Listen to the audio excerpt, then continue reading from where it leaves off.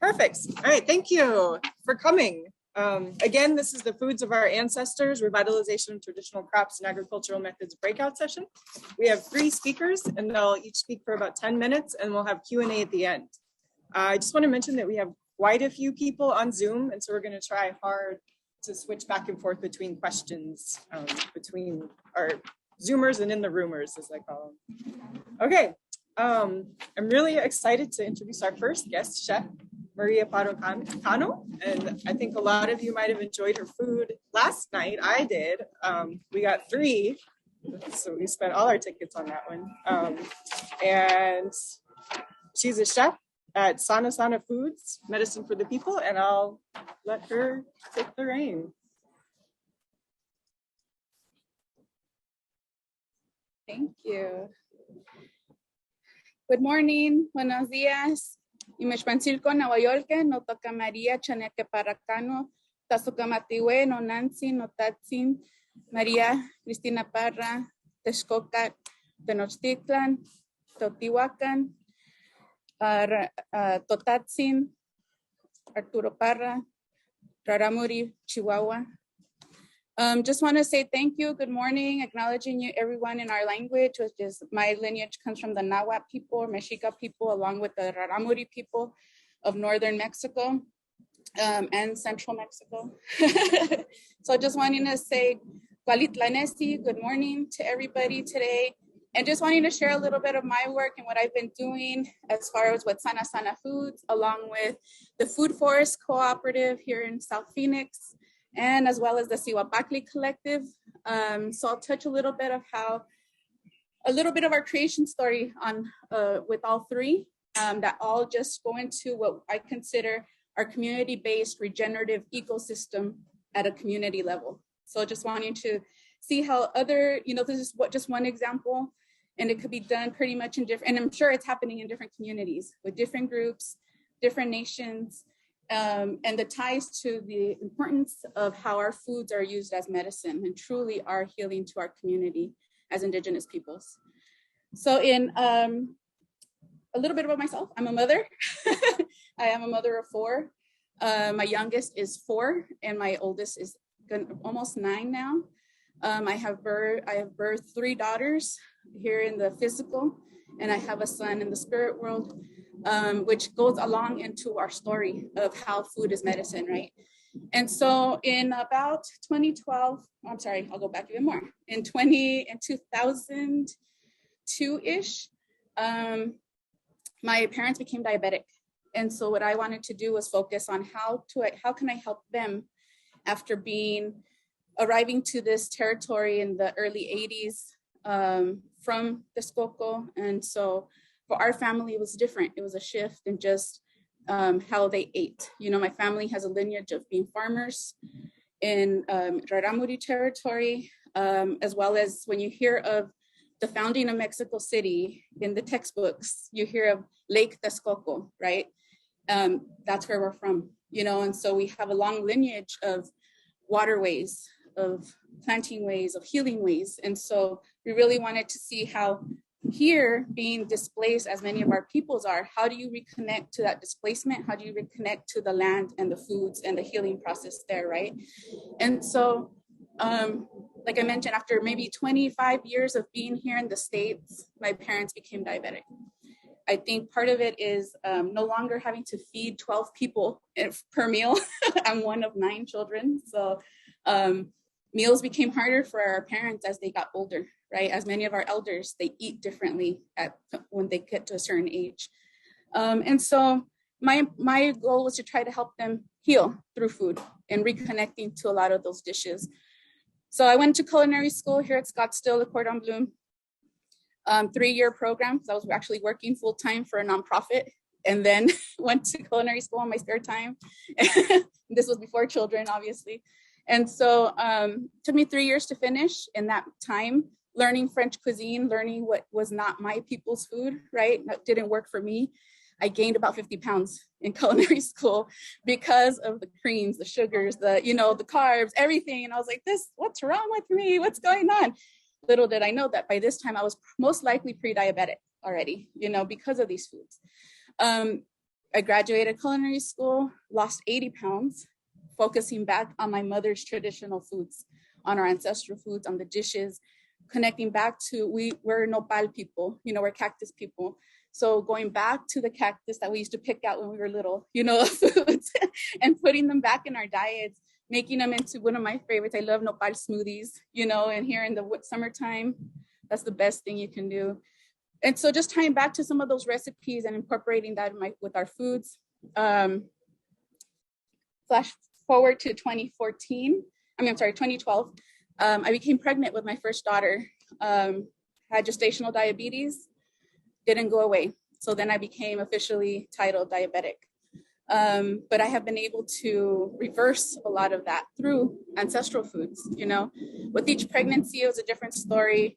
Developing the birth of the Siwapakli collective, which in my language means women's medicine, Siwapakli, the Pakli being the medicine and the Siwa being the women, as I felt we really needed, as urban and now in an urban setting, urban Indigenous peoples needing to reconnect with community, needing to reconnect as Indigenous women and healing our bodies using our traditional foods. In culinary school, we learn French cuisine and we think of, they call them mother sauces, right? The cream base, the tomato base, different ones. And I was like, no, I need my mother's sauces. I need my red chiles, my green chiles, my moles, I need to reconnect to those that are in simple terms, the purest of foods, right? Using simple ingredients, our cacao, our chilies, different seasonings. And so the birth of the Siwapakli collective came after the birth of my second child, where my mother had passed away unexpectedly. And so I really just called on support from community members, from women, people, well-seasoned parents, new parents, I had experience of being a parent, Now with my second child, honestly, I was like, what am I doing with two kids? What do I do? And so very thankful for this initial group of women who just met up at a coffee shop. We started meeting just to share space, really. A lot of us have shared the past 20 to 25 years in different ceremonial settings. Up in Wheatfields, Arizona, which we travel to every year for one of our ceremonies up there, and other danza circles and, sweat lodge, things like that. So a lot of us have known each other for many years in that type of setting, And now as parents, it's like, how can we support one another even more, And so we started connecting with our lineages more on a deeper level when it came to medicines, reconnecting to healers down in Mexico, healers here locally, very much community-based. It's not people you can look up, online and be like, I need a healer, doesn't work that way. It's all we're very much relationship-based, just like our relationship with the land, relationship with the food, relationship with the plant, the seeds, And so that has now grown into this great organization. We incorporated as a nonprofit, mainly for grant writing and resources. But now we hold, this year is our 7th year. And the beauty and the irony of having to go or learning how to decolonize a system that traditionally was built to marginalize our communities of color, right? When it comes to, even the nonprofit world is built that way. So how can we try to decolonialize that system? And we do this through functioning from the nonprofit perspective. That's our shimali, that's our shield that's our protection when it comes to the work we do. But we do everything from birth justice, reproductive justice, to land restoration and food equity, to consulting and advocacy, as well as cultural revitalization and education. So similar to that model that we saw earlier this morning, that wellness circle, this is what we do, but at a community level. How can we do this with incorporating, connecting folks back to their lineages as much as possible? Because we know sometimes through history, it's hard. It's hard. The impacts of colonization are real, very real, when it comes to the spiritual, mental health of our communities and our relationship with food and how we grow it as well. Land accessibility is huge for us right now in the city. As most of South Phoenix, that was traditionally a lot of our vineyards and orchards and farmlands are now being bought out by investors and turned into homes, tract homes. So it's very hard. And I think that's why projects like the Food Forest Cooperative, and Alexis is here, one of our co-owners, and Ali was at the other sessions, is very much trying to do is when it comes to land restoration, how can we get access to land locally? And then how can we just work, even working with policymakers. I have a meeting tomorrow with the vice mayor, things like that, to be able to say, our community needs land. Our community needs to be able to grow food to help heal ourselves. If anything we've learned during this pandemic is the food system is not working for our peoples. And we have to do it in a community level, and how can we bring in partners like the universities and the institutions and things like that. And I think for a lot of folks, it's really hard to know how to navigate, how to work in community if they don't have those ties, those connections. And how do we do it respectfully, and being able to go into Indigenous communities and ask permission from the elders and ask permission from the grandmothers, to do this work. And so I've been very fortunate to make these relationships with folks down from Teotihuacan down to local elders here in the city, and to be able to do this work in the most humble and respectful way, to be able to share our knowledge respectfully, and being able to feed the community, as far as our work with the collective Sana Sana and the Food Forest Co-op, I see it very much that restorative work, restorative to our lineage, restorative to the land, farming alone, restoring, helping heal Mother Earth, and then taking that beyond, taking that to heal our bodies, our connections to the seeds, to the foods, learning how can this food help me versus just that immediate survival mode of hunger, right? And so a lot of it is connecting back to the seeds and learning, how does the tepary bean compared to another type of bean? How is the corn, non-GMO, pure, organic corn change? And it's gonna be so many stories along the way of Turtle Island and Abya, and the story of how it came to our people. But I love hearing the stories of how the seeds came to the different communities, different peoples. And in my lineage, the seeds were given by the Ascame, or the ants. And in the collective, we call them aunties, the aunties who are doing this hard work in uplifting the people. And so we're doing this, through sharing traditional knowledge, sharing seeds, sharing food, sharing that medicine. So I think that's about it. Thank you very much.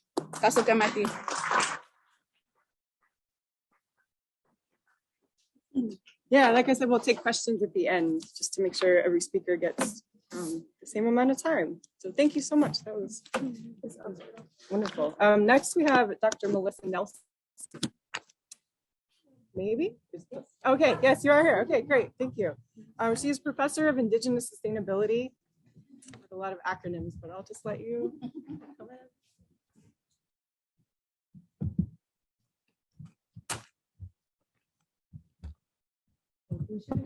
I greet you all as relatives. I'm so honored to be here today. Thank you for that beautiful presentation. My name is Melissa Nelson, and I am a proud member of the Turtle Mountain Chippewa tribe in North Dakota. So I'm Ojibwe and Cree and Métis from my mother, and Norwegian from my father, also a farmer. So I come from strong farming people. Due to relocation,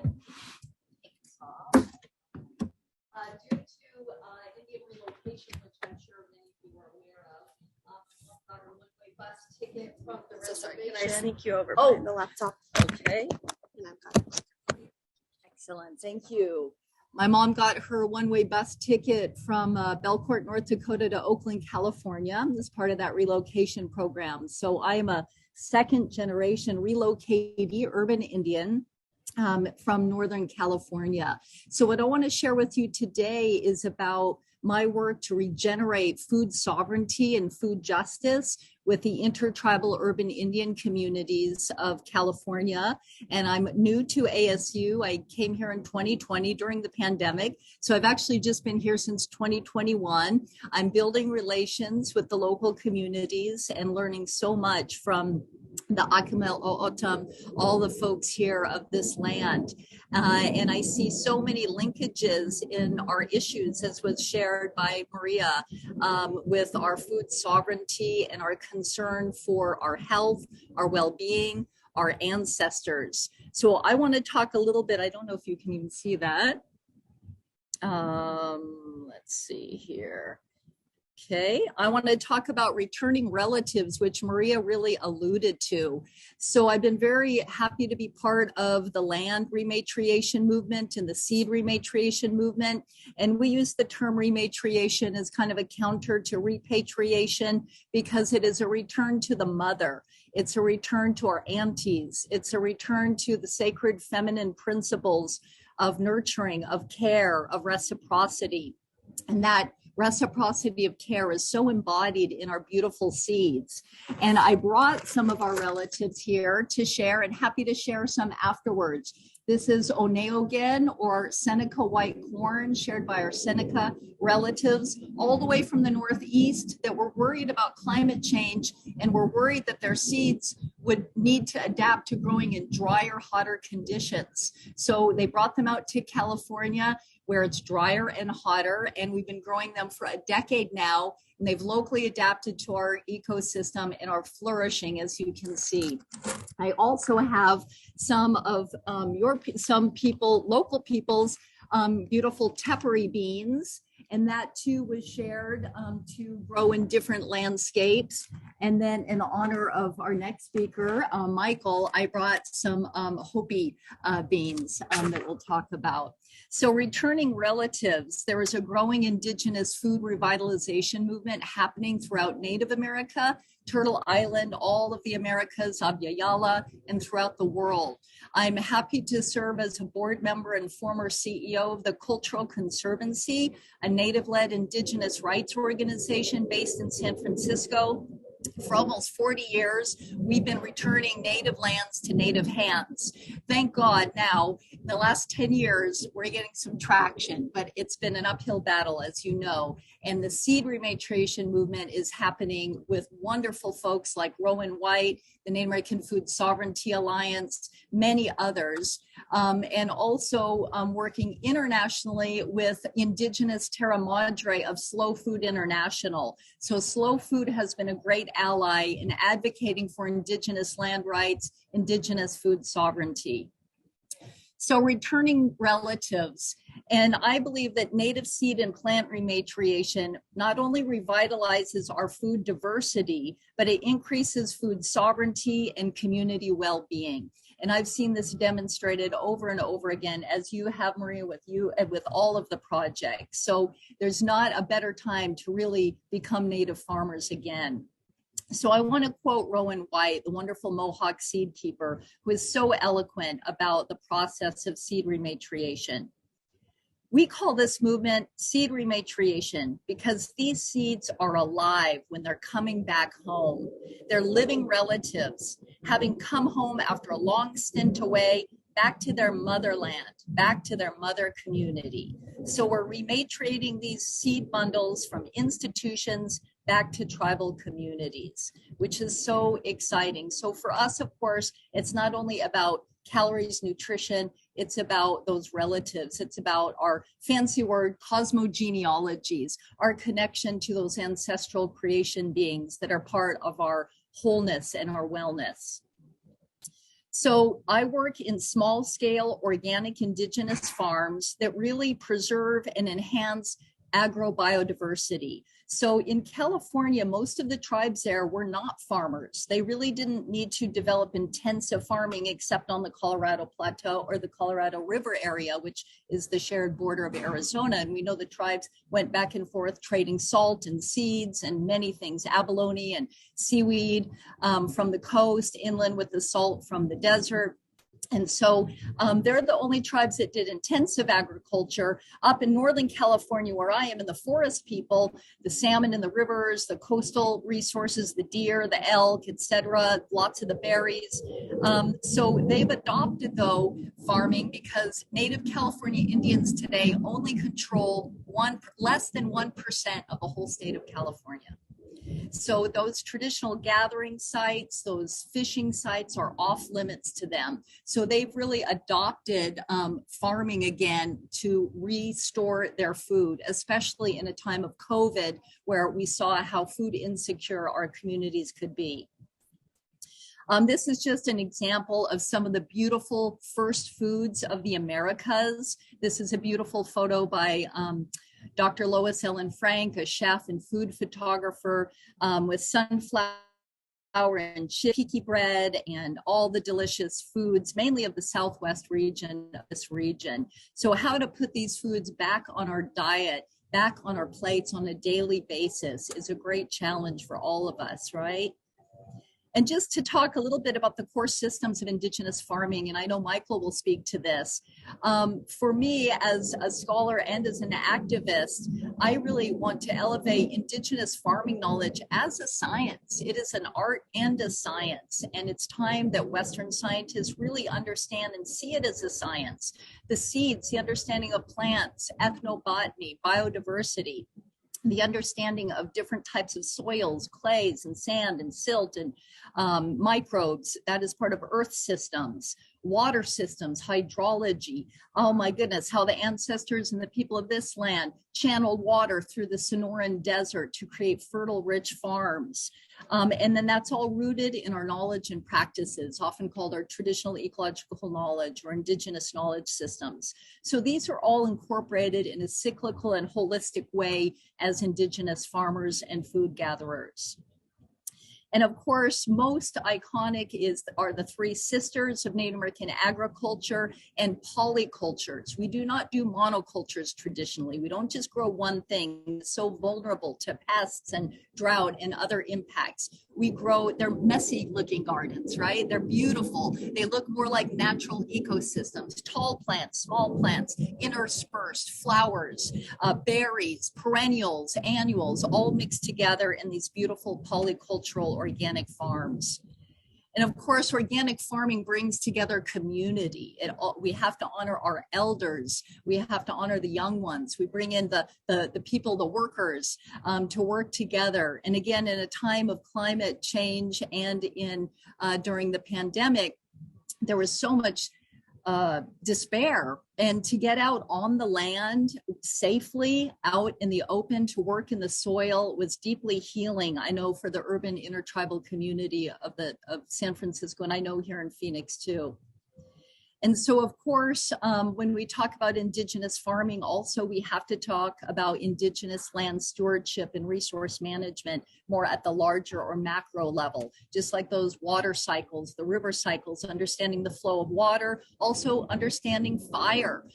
Again, many ecosystems and seeds and plants are fire adapted and need to work with bringing back prescribed burning. This is Oneo Seneca white corn. And again, the Bray family, beautiful Seneca farmers from Cattaraugus in upstate New York.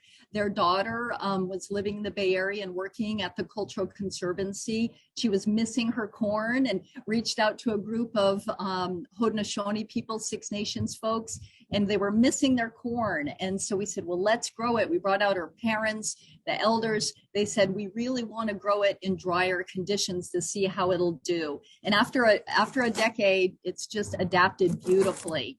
And this is a picture here of the Oneo with the baby. Anyone know what that little baby is in the middle? That's teosinte. That's the ancestral corn. So we always grow our corn with that ancestral teosinte, the little grass seed that all corn comes from. And that was shared with us from some relatives in Oaxaca. And so just like in our communities, we need our elders around to keep an eye on things. We keep the teosinte always on the edge of the farm so that they can interact with the Oneo. Here's an example of Kaylina Bray from the Seneca Nation who brought out the corn, reconnecting with an urban Tuscarora, another Six Nations woman, to bring back her ancestral corn, to plant it at the Indian Valley Organic Farm and Garden in Coast Miwok territory, where we have about a 5-acre farm. And when you just look at the extraordinary colors of maize, we also trade with many partners down in Peru and Bolivia who have just extraordinary diversity of corn and quinoa and amaranth and other seed varieties. Here's just some examples also of a second farm we have now, an 8-acre farm, Heron Shadow up in Coast Miwok, Southern Pomo Territory. We're working with the local tribe, the Federated Indians of Great Rancheria, who gave us their blessings to work at this farm and to land back, rematriate the land. They're super excited. We provide CSA boxes, community supported agriculture boxes throughout the whole pandemic. We distributed over 10,000 pounds of food to the Native American health centers and other urban Indian centers. We've also worked with the Makah people up in Washington State to bring back the Makah Ozette potato, a delicious little fingerling potato that everyone loves. And again, we do this work to honor the first scientists and our future farmers. And we really, again, also honor Indigenous women and young women farmers, and we bring a lot of children out to work with us. It's not child labor, it's future training. So concluding thoughts, Indigenous farms are essential. They increase nutritional security with the variety of life sustainers, vegetables and fruits. They increase our community health and well-being through embodied Native ways of knowing and practices on our ancestral lands. They provide open, safe spaces to gather and work together during COVID. They increase agrobiodiversity and biocultural heritage of Indigenous peoples, and they assert our food sovereignty for local communities. So thank you so much for listening. I look forward to more conversations with you. Miigwech. And I'll be happy to share seeds later.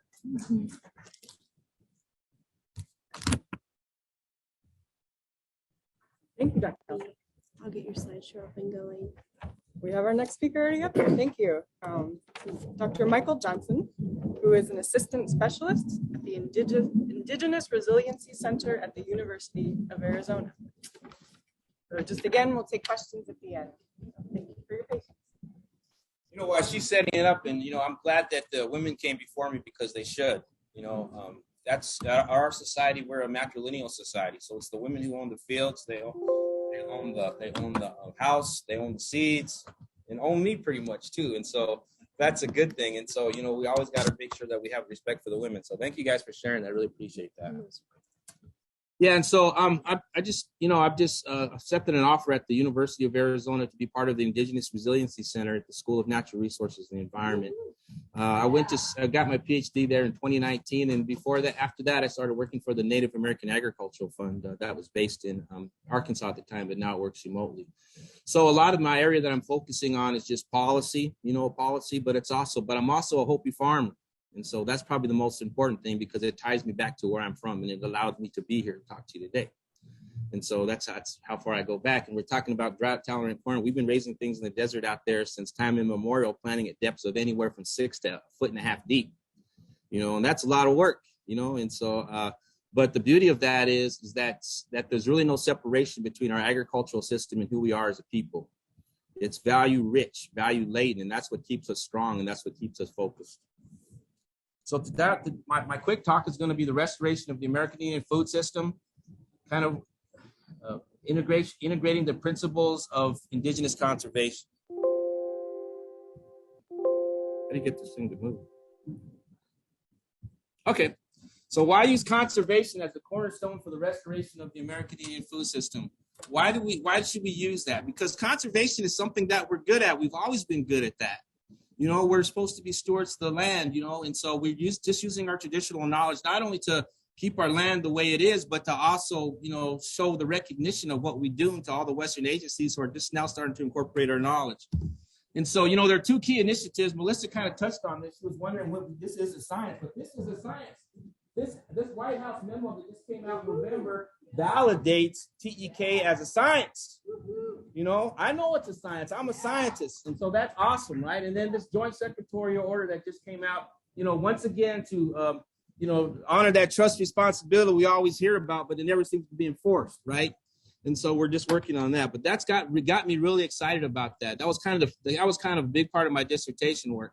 But this is also important. This is why it's important, because indigenous peoples protect 80% of global biodiversity on a mere 25% of the planet's land with less than 5% of the world's population. That means indigenous people control 80% of this planet's biodiversity. That is something we all should pay attention to, because what's happening to the rest of it? Well, you can see that it's built right across the parking lot right here. It's not sustainable. This is sustainable. That's why we need to hold on to this. And so, here in America, we may only sit on 2.6% of the land, but we also make up 5.4% of this United States key biodiversity areas, which are very important when it comes to biodiversity and land management. I'm a big advocate of putting more infrastructure on the land, but I want to make it a good type of infrastructure, because this is important. That's why I'm leading into conservation, because there's a lot of groups out there that want to help Indian people. I'm a big fan of Indian grassroots organizations, but we need help. We need the political muscle to make things permanent. Instead of just having 1 or 2 year grants that were received from from other agencies, we need a permanent fund. And so I'm advocating for that.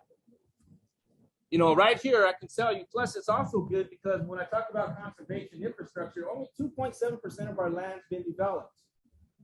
But yet, here's the dinger, 80% of things that are profitized on Indian land is gathered by Indians, non-Indians. So they make 80% profit and we don't make anything. Why is that? We really have to figure out why it is. How are we going to flip the table, so that we're able to benefit from our own land rather than somebody else? We need to really look at that and ask those questions. So why are indigenous conservation land management schemes and agricultural systems so resilient? This is my house way out here. I'm able to grow corn in a barren area like this. What people call barren, but what I call home. And so it's just amazing that I can grow corn in this area that only receives 6 to 10 inches of annual rainfall. Because when I went to Cornell, all the agronomists and crop scientists said, I need 33 inches of rainfall a year. And I looked at their corn and I said, no wonder you're back here. Because it didn't make sense to me. And so, when we talk about replication, so Hope is one of the last few really true crop biodiversity centers, I think, that are left. But anyways, that's a big statement. But let me show you something. Here in 2015 is my field that I planted. In 2015, a cornfield that I planted. This is taken in 1915 to 1901. Look at the similarities. This is just a 100-year time frame. If we went 2,000 back years and we had a camera, it would look the same. So this is replication, folks. The number one thing to figure out if it's a science or not, according to the scientists, we repeated this 2,000 years. But right now, what has to happen, according to what NRCS, and I'll explain that, Natural Resource Conservation Service, is that we need to validate our science. They're saying we need to validate our techniques. And I say, no, we don't. We've got 2,000 years of replication. We should just receive the funding and make our own conservation programs, do what we want them to do, not what you want them to do. So, what is indigenous agricultural knowledge? Everybody has a term now, regenerative agriculture, biomimicry, all these terms that are out there that we've been doing for thousands of years. So I said, why don't I invent one now? Why does an indigenous person invent his own term? And so I call it, this is applied knowledge for raising food and other agricultural products that is grounded in indigenous belief systems and practices which have been time tested over millennia. Not just one millennia, but millennia. That's what's important about that. We're talking about right now they're creating these guidelines, and I've been to some of these meetings for TEK. What are we going to, how are we going to incorporate this into our federal agencies? How are we going to take TEK and incorporate that? My thing is that TEK is not really transferable that much. You cannot take my field and my practices and put them in Iowa because it just won't do it. It won't do that well. Just like you can't take my seeds and transport them somewhere else because they won't grow properly. So the guidelines for me should have a really big enforcement mechanism to control the data that is going to be taken from these studies. Because I do not want TEK to be the new mining industry of the United States of America. We need to hold on to our knowledge, and it needs to be kept in places where it belongs, with us. And let us make that decision. That's what self-determination is about, right? And so what are the environmental benefits of traditional practices? How can I How can I? This is my cornfield. So the guy from John Deere said I was a bushmaster because my corn looks like bushes out there at Hopi, right? But this is beautiful. You know, the spacing's done for a number of reasons. I give talks about this, and so at some point when I'm asked to, but this is a policy brief, so I'm just kind of talking about it from that way. But that corn is thriving. You know, only 6 to 10 inches of annual rainfall a year. That's incredible. You know, we can talk about the nutritional value of that, but it's off the charts. You know, so this is what I'm talking about when I'm talking about NRCS. So what I did was I looked at a study. I looked at NRCS standard practices, which are very linear, contour farming, crosswind traps, you know, all that stuff. And then I looked at my holistic approaches to this. This is what they call regenerative agriculture now, I guess. My holistic approaches to this. And what I found out that we have the same conservation outcomes, but up one, because this takes care of human well-being, this does not. You know, I mean, I lose 25 pounds. That's my Jenny Craig diet out there, Hopi agriculture. I call it Hopi CrossFit agriculture too. And so it's all good for me too. And so, but we have the same conservation outcomes, but yet, and I'll show you, these practices are funded by the federal government. Ours are not. Why is that? Makes no sense, right? And so I'll give an example of that. And so this is our Hopi practice. This is nutritional management. This is what NRCS funds. It funds stuff that comes on the field and you know, puts nutrients on the soil. Mother Nature does that for me. I plant in areas where new soil comes in. I don't have to rotate my crops. We have a monocrop system up there, but it's a very diverse monocrop system. We plant corn in one area, beans in another area, squash in another area. That's because that's what the environment gives us. Hope is only one of the few places where I know corn is made to fit the environment and not manipulate it, and not manipulate the environment to fit the corn. Does that make sense? So you have to use what Mother Nature gives you. And I love NRCS. I used to work for them. I really did. And so, you know, I'm just trying to show them that there's a different way of doing things. You know, we need to look at it that way. We need to look at it in a holistic fashion. So, you know, what can be done about this? First of all, you know, there's already this economic plan that was outlined from this organization I used to work for, the Native American Agriculture Fund, that has the infrastructure. But what we're trying to do now is put a regen symbol on Indian products to show that these things have value. And supply chain people buy into things now that are environmentally friendly. They're starting to move that direction. That's why there's such a big regenerative agricultural movement. But if we can copyright this, so you'll have two sets of agriculture in this country. You'll have Indian agriculture and you'll have commodity type agriculture or regenerative agriculture. Now, where are you going to buy your products from? You're going to buy them from this. Why? Because it's healthier and it's better and you know what you're getting. Because these products, I would also like to have a Q code on there so you can take a picture and see where it's made. I've asked some of the big processing centers if they would do that. They said no, because we don't want to show a bunch of chickens being slaughtered. You know, so why not have our own Indian agriculture? We have the right. See, that's people don't understand. We are political entities of the United States. We exist on that. That's our key mechanism to practice our self-determination. No other minority in the United States has that type of relationship. We have a political one backed by our treaties and other things. We always got to remember that. So, you know, here in tribal agriculture, I kind of want to talk about this. Like we were talking about, of the 29 million acres that are farmed in Arizona, 80% of all that land is on Indian reservations. 80%. But like the funding mechanism is not right. It's not done right. Why? Because honestly, because we don't have any representatives at the top where we need to be. We need to have a voice at the top because that's our leverage for moving forward. Same thing with water. Indians down here are entitled to 60% of the CAP. You know, I think just recently we got a Native person appointed to that board. We need to be on these boards, guys, you know, and for the younger generation, I would encourage you to keep going to school so you can get a PhD like me and you know, be on these boards. Unfortunately, that's what I had to do to get this position and to also, you know, be on a couple of boards that I want to be on, you know. And so when I talk, I don't really just talk for myself and glorify myself. What I do is try to use myself as a vessel to make sure that everybody else has the opportunity to do what I'm doing. That's important to me. And so that's why I'm here today, is create that opportunity. But, you know, Arizona is the only state in the nation in which more than half of all farmers are ranchers and American Indians. We need to take advantage of that in a good way. And I'll talk about a good way here. Right now, what I'm talking about right now, we've all felt COVID. You know, what some of that infrastructure was going to do was put these big hubs up there and then have sub-hubs coming off of that, because a lot of our stuff that we were getting from St. Louis Food Bank was starting to go back. A whole half truck was going back because we had no place to store it. And that would include small native farms too. If we had a place to store it, it'd last a lot longer. We could have more time to get it where it needs to go. But we don't have that. We should have that. You know, we should have that. So what I want to do, and this is what I plan to do, is this is my little map right here, technical, logistical, and financial partnerships. You know, it's all about having the universities work together, you know, having our extension agency move forward in some of these ideas, because extension is all about going out and doing outreach, talking to people like you guys, right?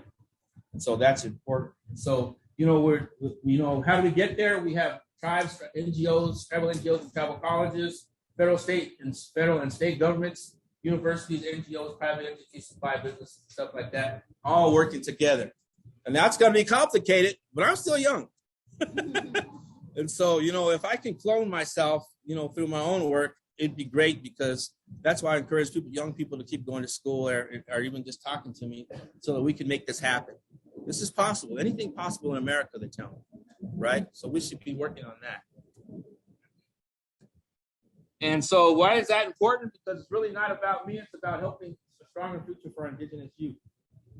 This is a picture taken not too long ago where I was showing the kids, you know, how to plant, and, you know, they come up. We didn't teach them much work because they were like preschool age, but give them all an ear of corn, because corn in our way is our mother. It's our mother. It's the one that feeds us and makes us supply. The other thing we're talking about when we're talking about the value of food, I'm a key big fan of trying to do nutritional studies on our foods, so that we're able to find substitutes to put into our schools until we're able to grow it out and make it bigger, so that then we're able to take our products over there. But we need something now, guys. Look at 80% diabetic rate on the TO reservation down in Tucson. You're born into being a diabetic. That's the way it is. That's not right. You know, so we need to find ways to work together to make sure these kids have a future. Does that make sense? And so that's about all. I kind of talk a little fast, but I get excited. And so, you know, so are there any questions? And I guess my other panels will come up for you.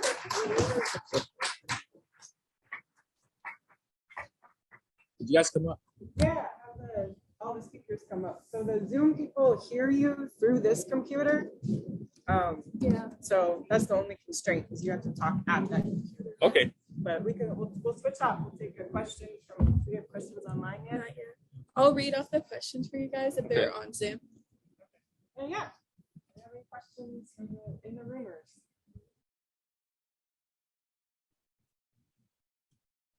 Yeah.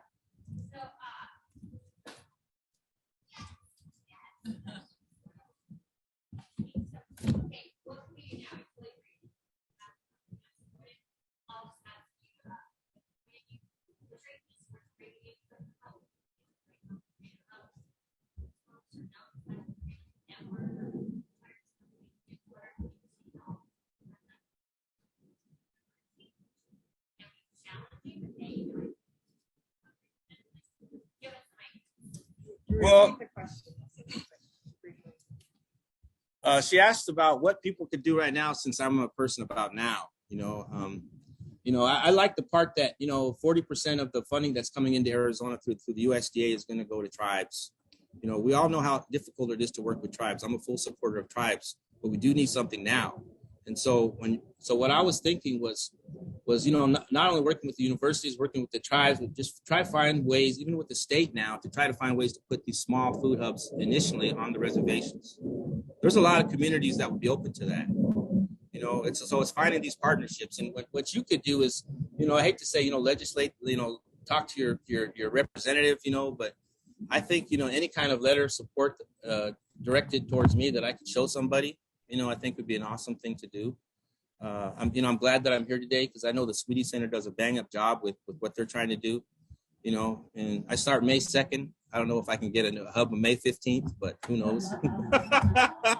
And so I'm going to certainly try. But yeah, I think it's just getting this idea out here, this restoration part of it. There's a big food sovereignty movement out there, data sovereignty movement, tribal, all that stuff. But we've got to all work together. And I think, the best thing I could do is just, go to a university official and talk about that. Let's organize a meeting sooner rather than later. And so, yeah. A person in Zoom is asking, how do you irrigate the cornfield in the photo? Well, we don't. that's the thing about Hopi. We don't have irrigation. It just grows like that because we plant in areas that's going to catch the water. Right now, we had a good winter, so anything above 6 to 8 inches, it's just natural filtration through the soil. And so we don't have to irrigate, and that's important because our faith is based upon irrigation. In fact, one person asked me at one time, they said, well, Mike, why don't you irrigate? You always have a crop. And then I said, well, what am I going to pray for? Because that's what I'm really involved in. So we've got to keep it. But I'm also open to now, because we're getting less and less production, is opening to one or two pilot projects out there that could bring in irrigation. Maybe use some of Israel's technology to get rid of that salt out of there and put together a 5-acre thing. Because what I'm trying to do is upscale what I'm trying to do. And so by doing that, I'm also able to give back to the community, because all this stuff, people have to remember, all this stuff has to go back to the community first. It has to help our own people first. And then if people want to put money in and buy things, then they can if we have the supply. But we've really got to take care of our own people first, because we haven't been doing that good of a job. We got to do it. And so anyways, I feel like a politician or something.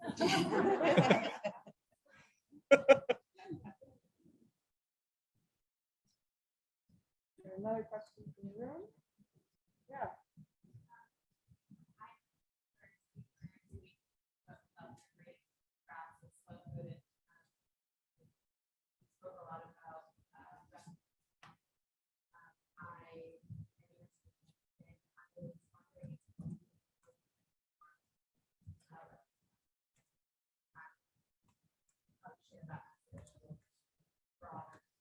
Great, thank you for the questions. We'll get up here. Yeah, you can stand in Okay. front. Maybe you can repeat the question first. A woman in the back asked about reciprocity. We were in a book club together looking at Robin Kimmer's great work, braiding sweetgrass. She asked about how reciprocity can be applied in agriculture. Great question. All of the type of farming and agriculture you heard from the three of us, did you hear how much we talked about putting things into the land, prayers, water, labor, seeds, natural fertilizer, rain.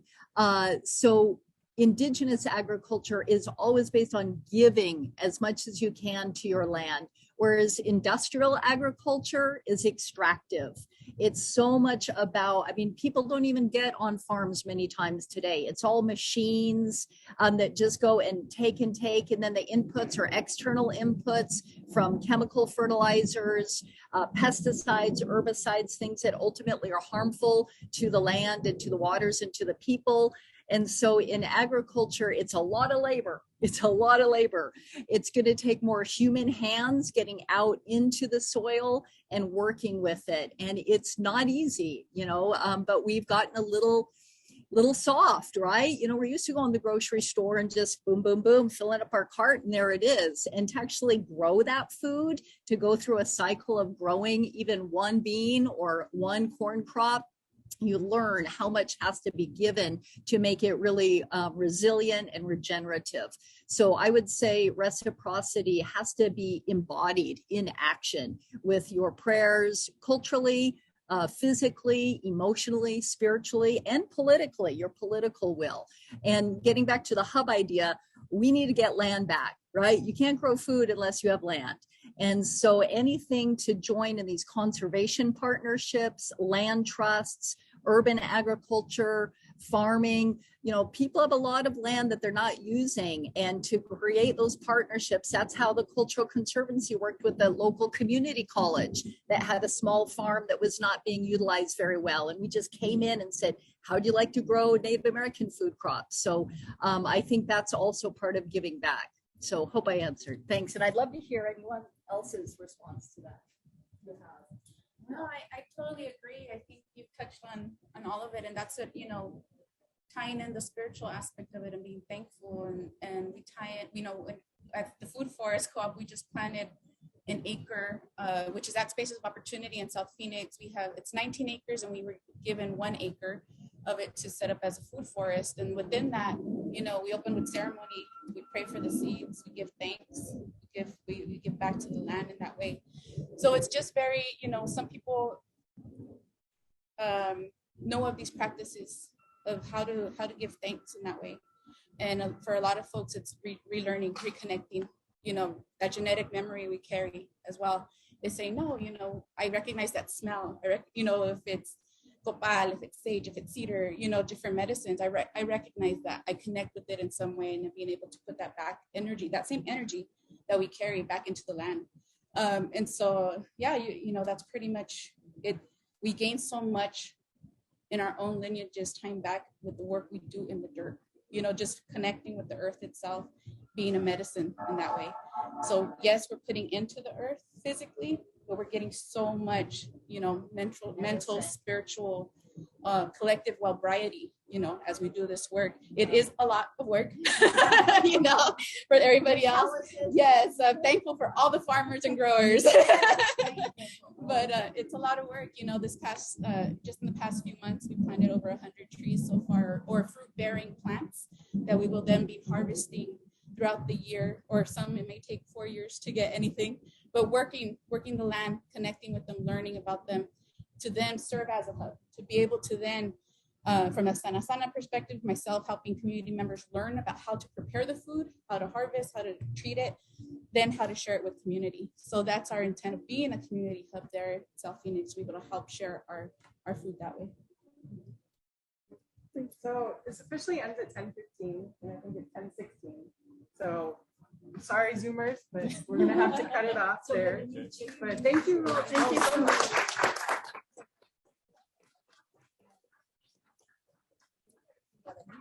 The next session starts at 10:30, so you have a 15-minute break.